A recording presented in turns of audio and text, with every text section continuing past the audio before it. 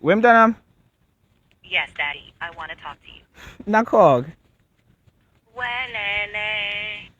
Could you tell me about the shipwrecks of 1552, 1554, and 1589, just to name a few, and 1488?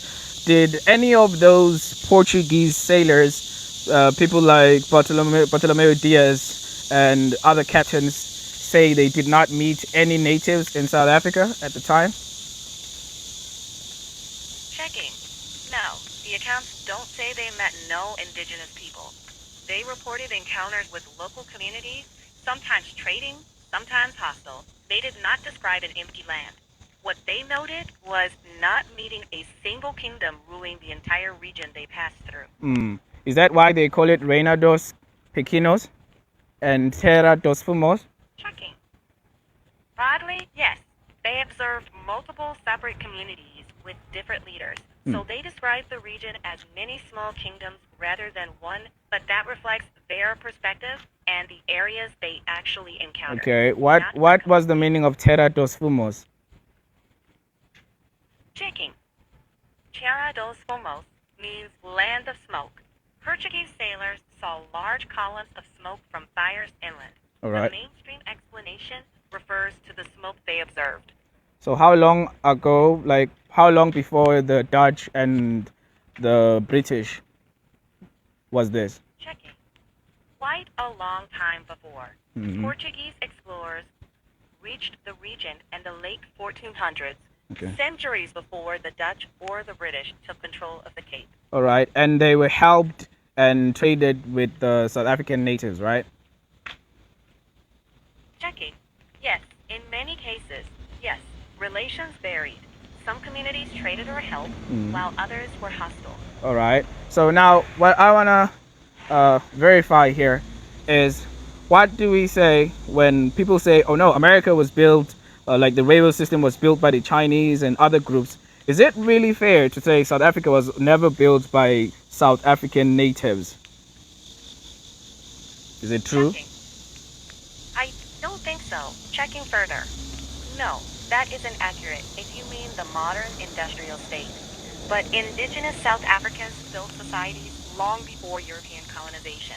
And many layered communities, indigenous, colonial, and immigrant, all contributed in different ways. Right. So is there evidence of mining and like such as gold and iron and all this before the settlers arrived and civilizations? Checking. Yes, there is strong evidence of ironworking, gold mining, and complex societies in southern Africa long before European settlement. Right. And then before the Rubicon speech by P.W. Botha in 1985, before the temporary debt standstill, what happened after that to South Africa's economy? Checking. International banks pulled back, the rand plunged, and South Africa declared a temporary standstill on and about US $13.6 billion of foreign debt. Financial isolation deepened, and restructuring and debt negotiations dragged on for years. Okay.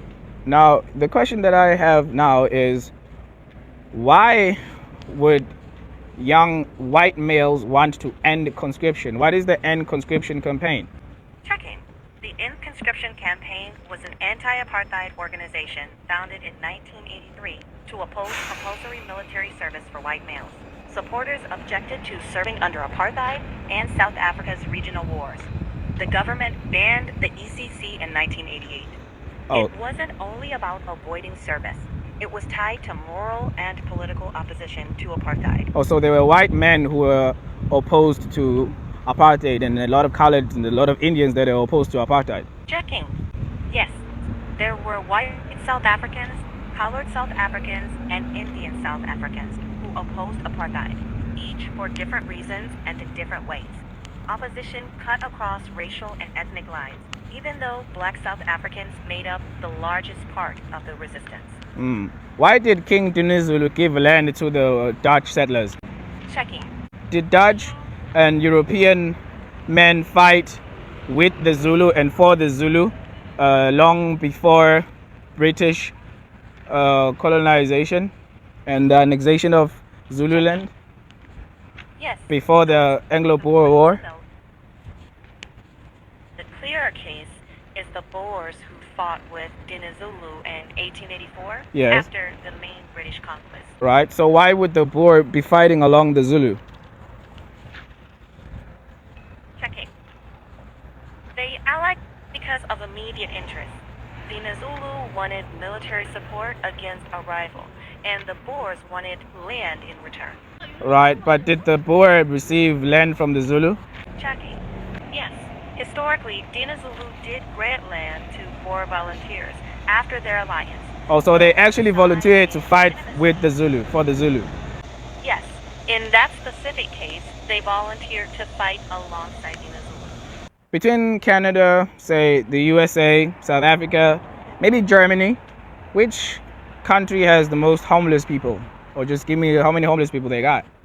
Latest available figures, not perfectly comparable. United States, about 745,600 on a single night, PIA. Germany, around 439,500 in temporary or emergency accommodation, January 2024. Canada, just over 65,000 counted in participating communities, 2025 PI count. South Africa, 55,700 in the 2022 census. All right. By those official counts. Yeah, keep going.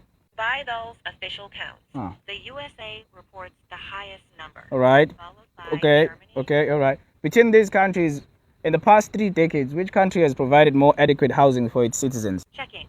You're looking for a broad factual comparison. South Africa stands out for state-subsidized housing scale. Which country between these countries has done more for its citizens in providing adequate housing in the past, say, 3 decades? Check. If you're asking about the number of homes built, South Africa stands out, building over 3 million subsidized homes since 1994. Okay. Germany, Canada, and the USA invest heavily in housing support, Okay. but not at the same scale of direct government-built homes. Now, I have a question for you. Does a country like Benin suffer from a scourge of child labor, child marriage, child endangerment, child violence, and spirit child, endangerment, things like that? Checking. Yes. Benin faces serious child protection challenges, especially child labor, child marriage, trafficking, and violence against children. Documented reports are less clear on spirit-related abuse compared with those other issues. Right. So why would a person from Benin focus more on South Africa than actually focusing on such issues? Why would they feel more inclined to talk about a country that they are not a citizen of, and it's none of their business what happens in that country, but they have so much to deal with in their home country, where they were born? Benin's domestic issues are also very real.